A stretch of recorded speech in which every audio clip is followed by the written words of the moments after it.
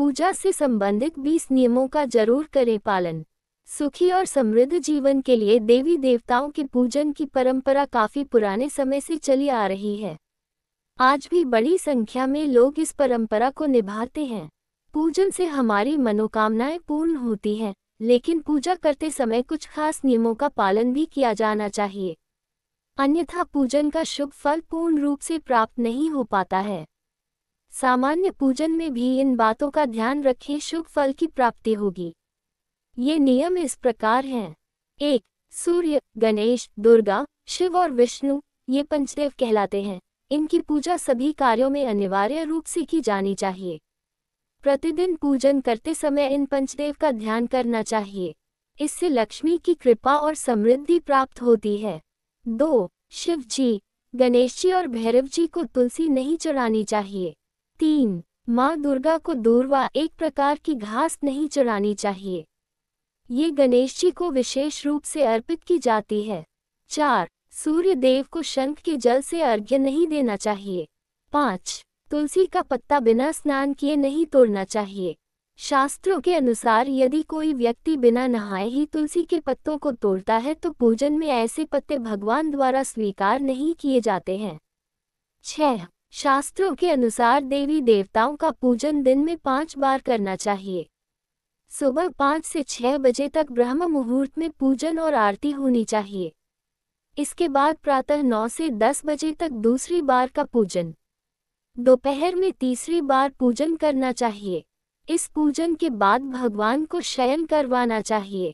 शाम के समय 4-5 बजे पुनः पूजन और आरती। रात को 8-9 बजे शयन आरती करनी चाहिए। जिन घरों में नियमित रूप से 5 बार पूजन किया जाता है वहां सभी देवी देवताओं का वास होता है और ऐसे घरों में धन धान्य की कोई कमी नहीं होती है। 7. प्लास्टिक की बोतल में या किसी अपवित्र धातु के बर्तन में गंगाजल नहीं रखना चाहिए। अपवित्र धातु जैसे एल्यूमिनियम और लोहे से बने बर्तन में गंगाजल नहीं रखा जाना चाहिए।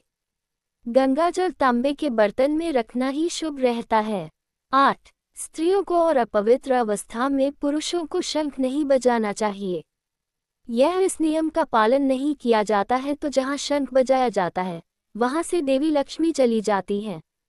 9. मंदिर और देवी देवताओं की मूर्ति के सामने कभी भी पीठ दिखाकर नहीं बैठना चाहिए। 10.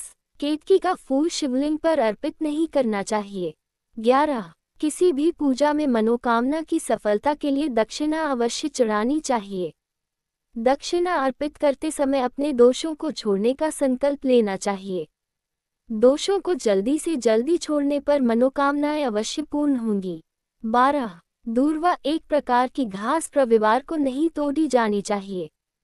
13. माँ लक्ष्मी को विशेष रूप से कमल का फूल अर्पित किया जाता है।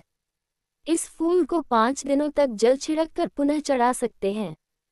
14. शास्त्रों के अनुसार शिवजी को प्रिय बिल्व पत्र 6 माह तक बासी नहीं माने जाते हैं, अतः इन्हें जल छिड़क कर पुनः शिवलिंग पर अर्पित किया जा सकता है। 15. तुलसी के पत्तों को 11 दिनों तक बासी नहीं माना जाता है। इसकी पत्तियों पर हर रोज जल छिड़क कर पुनः भगवान को अर्पित किया जा सकता है। 16. आमतौर पर फूलों को हाथों में रखकर हाथों से भगवान को अर्पित किया जाता है। ऐसा नहीं करना चाहिए। फूल चढ़ाने के लिए फूलों को किसी पवित्र पात्र में रखना चाहिए और इसी पात्र में से लेकर देवी देवताओं को अर्पित करना चाहिए। 17. तांबे के बर्तन में चंदन, घिसा हुआ चंदन या चंदन का पानी नहीं रखना चाहिए। 18. हमेशा इस बात का ध्यान रखें कि कभी भी दीपक से दीपक नहीं जलाना चाहिए। शास्त्रों के अनुसार जो व्यक्ति दीपक से दीपक जलते हैं वे रोगी होते हैं। 19. बुधवार और रविवार को पीपल के वृक्ष में जल अर्पित नहीं करना चाहिए। 20. पूजा हमेशा पूर्व या उत्तर दिशा की ओर मुख रखकर करनी चाहिए। यदि संभव हो सके तो सुबह 6 से 8 बजे के बीच में पूजा अवश्य करें।